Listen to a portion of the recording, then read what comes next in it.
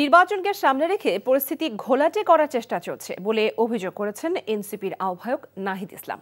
বাংলা মোটরে এনসিপির অস্থায়ী কার্যালয়ে জুলাই গণঅভ্যুত্থানের সংহতি জানানোয় সংযুক্ত আরব আমিরাতে কারারুদ্ধ প্রবাসীদের মুক্তি উপলক্ষে দোয়া অনুষ্ঠানে এসব কথা বলেন তিনি।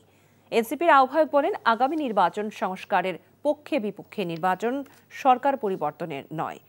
বেগম খালেদা জিয়ার আরোগ্য কামনা করে নাহিদ বলেন, গণতন্ত্র সার্বভৌমত্বের লড়াইয়ে তার অবদান জাতি মনে রাখবে।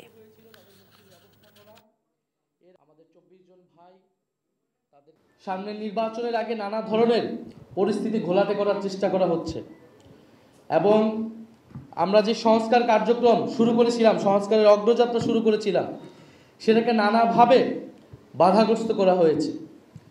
একটি দল প্রকাশ্যে সংস্কারের বিপক্ষে অবস্থান নিয়েছে, আরেকটি দল গোপনে সংস্কারের বিপক্ষে অবস্থান নিয়েছে।